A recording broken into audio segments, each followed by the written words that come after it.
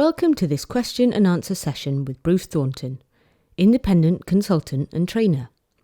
Bruce developed the risk model several years ago with David Paul of Gwynedd Council. Bruce has introduced the risk model to authorities across Wales and England over the last 10 years. In this conversation, we focus on Risk Assessment 2 and how to write Section 8, Reason for the Decision. Bruce, can you explain how the reason for decision summary is written? Of course I can explain. We find the reason for decision paragraph in Section 8 of Risk 2. It's sometimes described as the magic paragraph, where everything is brought together into an analysis. It has proven very useful in day-to-day practice. This is the summary that is copy and pasted from Risk 2 into case conference reports and other assessments. I think it may be interesting to explain how this was developed originally. This goes back to the early days of the risk model when David and I were introducing this to some large authorities in England. We were training social workers on the use of Risk 2 and helping them bring the elements together into the cohesive statement of analysis you find towards the end of the risk assessment. A worker was still finding it difficult to identify what to include in the analysis. In a leap of faith, we asked the worker to close their eyes and just listen. The challenge was to listen and ask, does this sound like a professional analysis of risk of significant harm? We read out a summary sentence from each of the key sections, adding a little of the supporting evidence. The response of the worker was, I could never write something as good as that. So we had to tell her that she already had. We'd only read out selective parts of her assessment.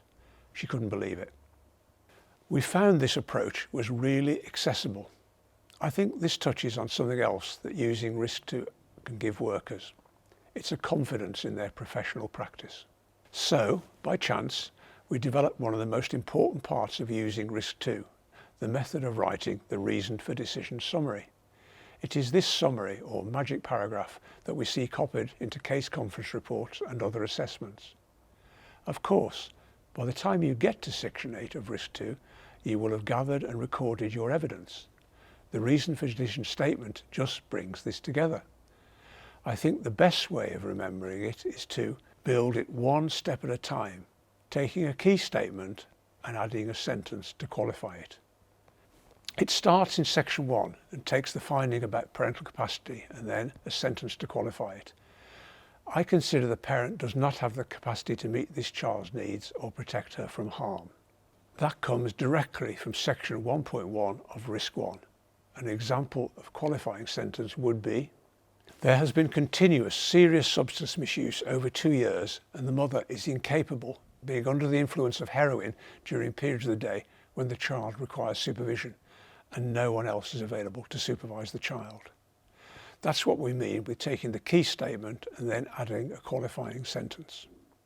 We follow the same pattern with parental capacity from Section 2, level of harm in Section 3, how harm is classified in Section 4, prediction of future harm from Section 5, and what makes the harm significant from Section 7.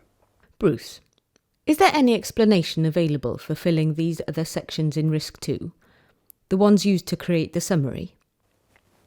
Here I'm just talking about how this paragraph is constructed at the end of Risk 2 in Section 8.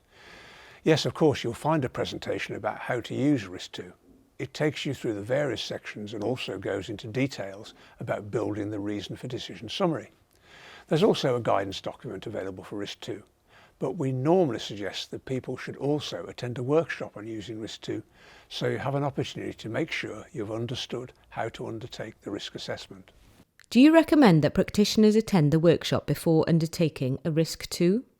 When you look at the material about significant harm, you realise how important the decision is for the rights of children and families.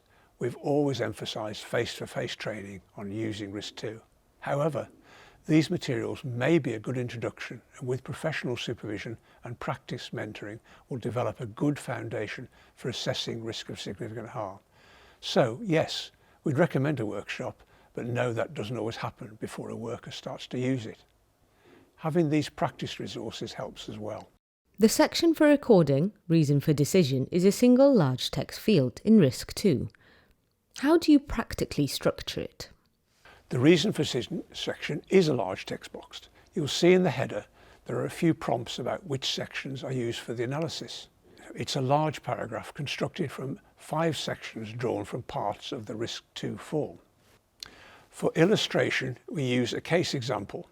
This is the same one in the RISC-2 PowerPoint presentation and in the RISC-2 guidance. The case example is a single mother who has substance misuse problems. The mother uses heroin daily during the day when the child needs supervision and care. This makes her unable to meet the child's general needs for basic care, supervision and stimulation. Most of the child's needs are considered unmet due to the serious impact of drug use on day-to-day life, and in addition there are what we term critical needs unmet in the case. Unmet needs which are an immediate potential threat to life or limb. Unknown other adults come to the property to use drugs, and there are used hypodermic needles in the property. They pose the child as serious health hazard. The child is becoming mobile, and the risk from discarded needles is increasing as the child becomes ever more mobile. The parent has failed in previous attempts to change. There do not appear to be any safe adults within the current system. That's the case outline. If we look at RISC-2 and the key sections, first, the determination in section 1.1. Parental capacity was that the child does not have the capacity to meet this child's needs or protect her from harm. Here you'll see the statement in the professional opinion section. The statement corresponds with a score of 4. Then, in section 2.1, most of the child's needs were unmet, and also a critical need was unmet.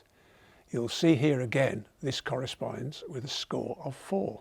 These scored 4 and 4 in the professional opinion section, which, when both scores are mapped onto the indication of harm matrix in section 3, it is in the red section. Section 3.1 indicates that the 4-4, the red colour, indicates a strong indication of harm. In section 4, the harm was classified as an impairment rather than a treatment, an impairment of physical and emotional development and an impairment of physical health. In section 5.2, the likelihood was that harmful effects were likely to increase as the child became more mobile. The things that made the harm significant in section 7 were the parent's difficulties in maintaining any changes. She'd often relapsed and wasn't listening to the advice and guidance offered. Harm was considered substantial due to the continued used hypodermics being left around the house, and she was still allowing unsafe adults into the property. If we look at this summary paragraph, this is based on the case example and the determination of each section. This is an example of a reason for decision summary based on the case example. You'll notice that immediately after the determination or statement, there is a paragraph which indicates from which section the statement has been taken from RISC-2. Immediately after the bracket is the qualifying or explaining sentence. The model we advocate is to go through the form sections in order, start with section 1, section 2 and on from there. I consider that the parent does not have the capacity to meet this child's needs or protect them from harm. This comes from section 1.1. The explaining sentence then reads, there has been continuous serious substance misuse over 2 years and the mother is incapable being under the influence of heroin during periods of the day when the child requires supervision and no one else is available to supervise the child. The reason for decision follows this pattern, determination, and then a qualifying sentence. We move to the next section. Most of the child's needs remain unmet and a critical need is unmet. This comes from section 2.1. It is then explained with, the child's need for general supervision and stimulation is unmet. The critical need that is unmet relates to ensuring the child's safety in the home and protecting them from exposed sharps.